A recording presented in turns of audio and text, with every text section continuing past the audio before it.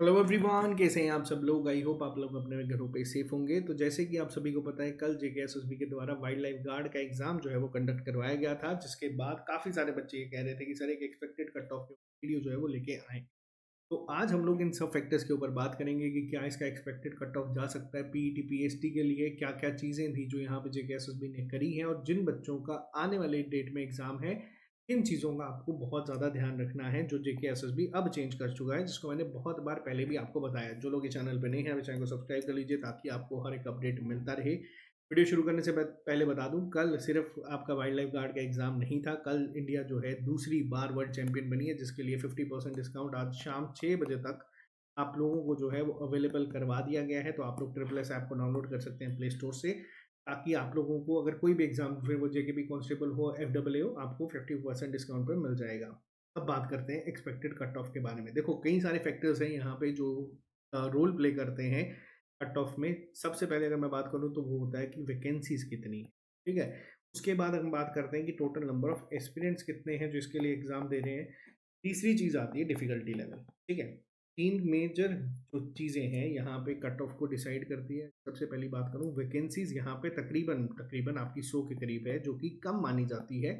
अगर मैं बात करूँ, अब एस्पिरेंट्स की बात करूँ तो नंबर ऑफ एस्पिरेंट्स भी इसमें कम थे। 40,000 के करीब-करीब यहाँ पे फॉर्म फिल जो है वो हुआ था।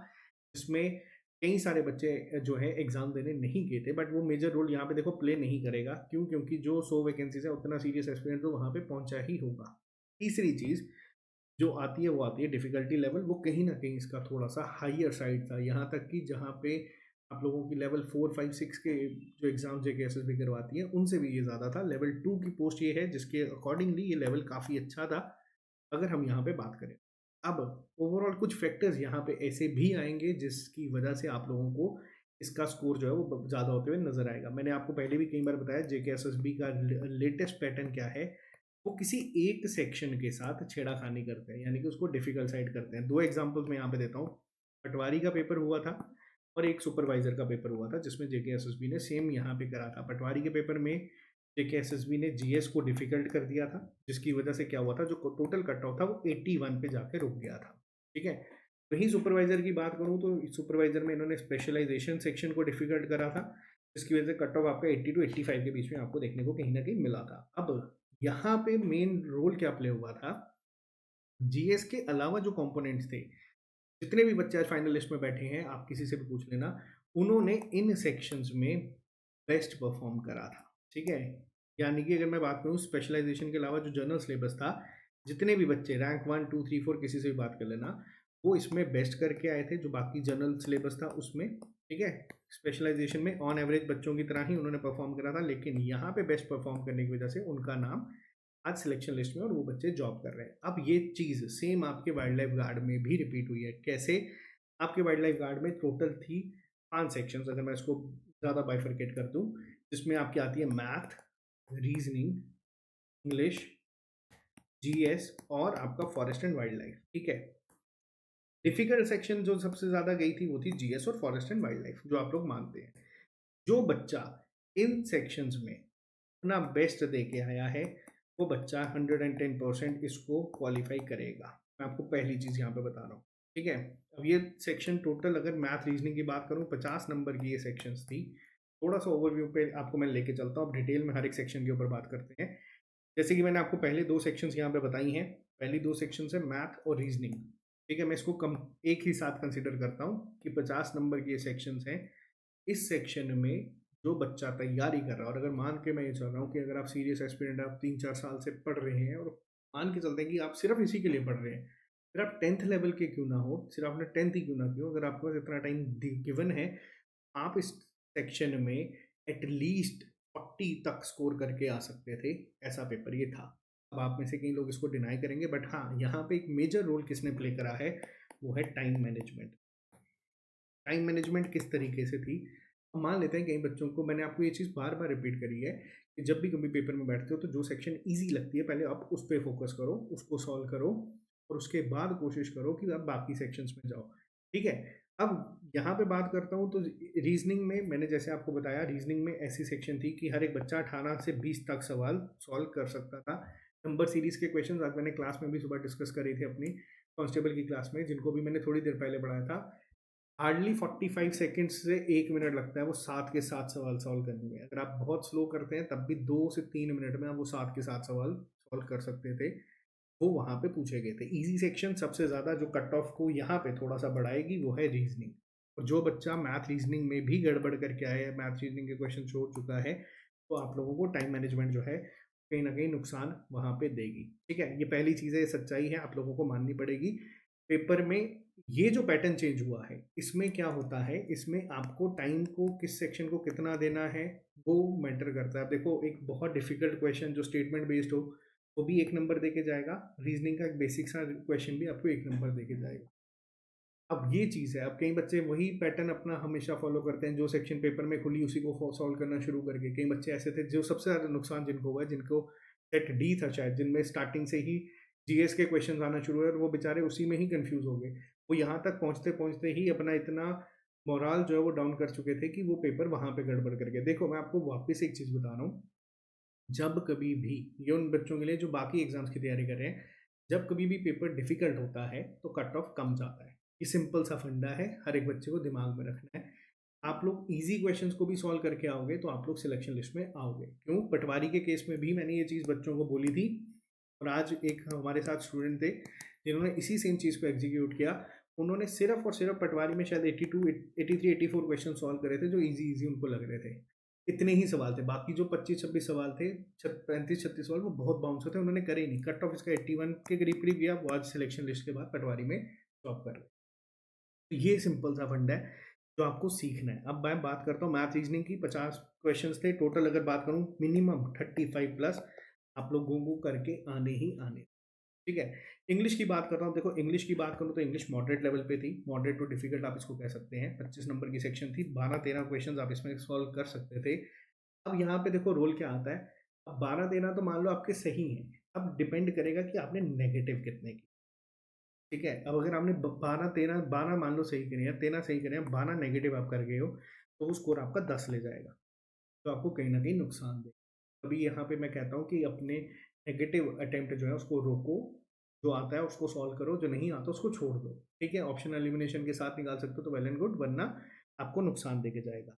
अब बात करते हैं 2 मेजर सेक्शंस के बारे में, जो आपके सबसे सामने है, वो है जनरल अवेयरनेस और फॉरेस्ट एंड वाइल्ड लाइफ। इसको भी मैं एज़ अ होल कंसिडर करूँगा 45 नंबर की सेक्शन को।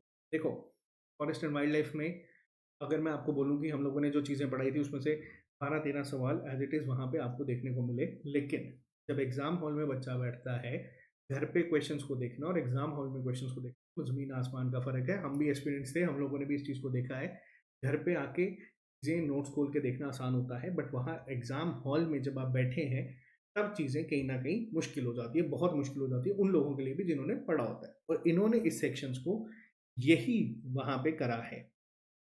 जनरल अवेयरनेस में जेकेएसएसबी का पहले पैटर्न चलता था, वो सीधा-सीधा पूछ लेती थी कि आप बताओ कि क्विट इंडिया मूवमेंट कब शुरू हुआ? ठीक है? जो बेसिक लेवल आज से 5-10 साल पहले चलता था। फिर इन्होंने क्या किया, 4 आपको दे देते थे, क्रोनोलॉजिकल ऑर्डर में बताओ।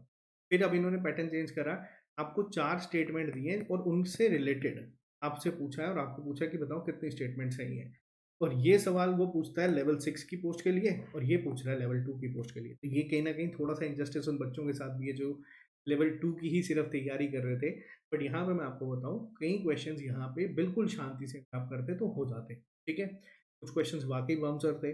अब कई बार क्या होता है, आप आपके लिए नहीं कह रहा, अब मान लो मैं हूँ, अगर मैं भी एग्ज़ाम में बैठा हूँ और मैं ही अगर 100 क्वेश्चंस को देख रहा हूँ, तो मैं भी एक टाइम के लिए ना, मेरा भी दिमाग उसको सोचने में जाएगा कि यार इसका आंसर कहीं यहाँ पे कोई ट्रिक तो नहीं डाल दी, कहीं यहाँ पे कोई स्टेटमेंट तो चेंज नहीं कर दी, और आपको इन क्वेश्चंस पे टाइम देना पड़ता है। इसको ऐसा कोई शॉर्टकट नहीं होता कि आप सिर्फ़ देख के आंसर कर दोगे। ये चीज़ आपको सीखनी है, इन डेप्थ आपको तैयारी करनी है, अगर आप आने वाले किसी एग्ज़ाम की तैयारी कर रहे हैं।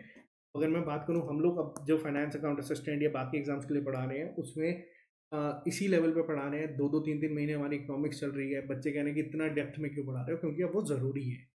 आपको ये चीज़ माननी पड़ेगी। और देखो जेकेएसएसबी है, अनप्रेडिक्टेबल है, हो सकता है जूनियर असिस्टेंट का पेपर आपका बिल्कुल बेसिक आ जाए, लेकिन हमेशा अपने आप को वर्स्ट के लिए प्रिपेयर करके चलो।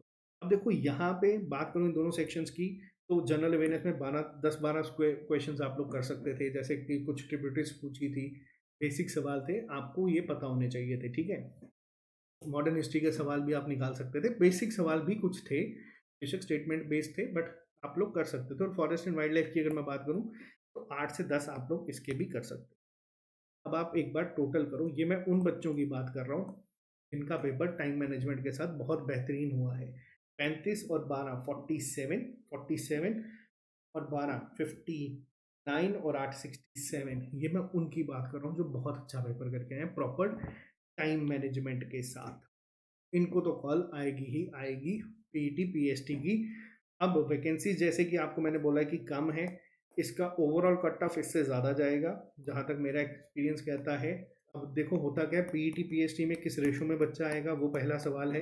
बट हाँ, अगर आप लोग इस रेंज में स्कोर कर रहे हो, क्यों? क्योंकि मैंने आपको बताया ना, इस 64 68 में आपका मैथ रीजनिंग भी था, जो आपका ओवरऑल कहीं ना कहीं कट ऑफ को थोड़ा सा पुश करेगा और आपको थोड़ा सा आगे लेके जाएगा ही जाएगा। क्योंकि 50% वेटेज आप लोग मान के चलो, आप लोग वहां से निकाल सकते थे अगर आप अच्छी तैयारी करके आए हो। हाँ, अब जीके में कितना स्कोर है या जीएस में जो आपका दूसरी सेक्शन, आप कई बच्चे देखो कैसे हैं जो 50 में से हो सकता है 45 प्लस भी मैथ रीजनिंग में स्कोर करके आए हैं, ठीक है।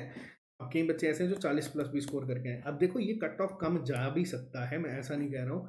क्यों? क्योंकि कुछ फैक्टर्स मैंने आपको पहले कहा था ना जो रोल प्ले करते हैं। एक तो सबसे पहले बहुत पुरानी रिक्रूटमेंट है, कई सारे बच्चों को इसके बारे में पता ही नहीं था, लेकिन जो वैकेंसीज हैं वो कहीं ना कहीं उसको लेवल अप कर देगा। पीटी पीएसटी की कॉल इससे कम वालों को भी आ सकती है, मैं वापस बता रहा हूँ, लेकिन फाइनलिस्ट का अगर आप लोग सोच रहे हैं तो आपको उसके लिए एटलीस्ट 70s में नंबर चाहिए होंगे। अब ये सब चीज़ें ना बाद की बात रहती है कि कितने बच्चे पीईटी क्वालिफाई कर रहे हैं, कितने बच्चे पीएसटी क्वालिफाई कर रहे हैं, लेकिन ये एक आई ओपनर है हर एक इंसान के लिए जो तैयारी कर रहा है कि आपको पेपर जो आप अटेम्प्ट करते हो प्रॉपर टाइम में कैसे मैनेज करना है वो आपको सीखना पड़ेगा। खासतौर पे जब आपको 120 मिनट में 120 क्वेश्चंस करने और 50 क्वेश्चंस मैथ रीजनिंग के हैं, तो आपको ये चीज़ें बेसिक सीखनी पड़ती हैं। उसके बाद ही आप लोग इस चीज़ों को फॉलो करके कर सकते हैं। बाकी ये था एक एक्सपेक्टेड कट ऑफ, ये कम भी जा सकता है, मैं आपको भी बता रहा हूँ। हो सकता है कैटेगरीज वालों का 50s में या 40s में भी चले जाए, कोई बड़ी बात इसमें नहीं होगी। बट हाँ, अगर इस पेपर के हिसाब से बात की जाए तो ये सारे फैक्टर्स यहाँ पे हैं। अगर इसी पेपर को मैं कांस्टेबल के साथ कंपेयर करूँ, अगर इसमें भी कांस्टेबल की जितनी वैकेंसीज होती तो 40 भी क्रॉस नहीं करता। पेपर बहुत अच्छे लेवल का था।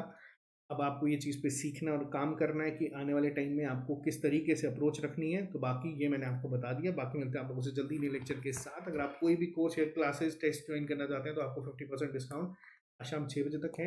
एक बार अपना स्कोर ज़रूर कमेंट बॉक्स में लिख के बताना। और ये मैं वापस रिपीट करता हूँ, ये कट ऑफ सिर्फ एक्सपेक्टेड है, फाइनल नहीं है। फाइनल हो सकता है इससे कम भी जाएगा, फाइनल हो सकता है कि इससे ज़्यादा भी जा सकता है। ये मैं बस उन एक्सपीरियंस के लिए बता रहा हूँ कि अगर ये पेपर मान लो आपका होता तो अगर जो घर पे भी सॉल्व कर रहे हैं तो इतना स्कोर अगर आप कर रहे हैं तो आप सही जा रहे हैं।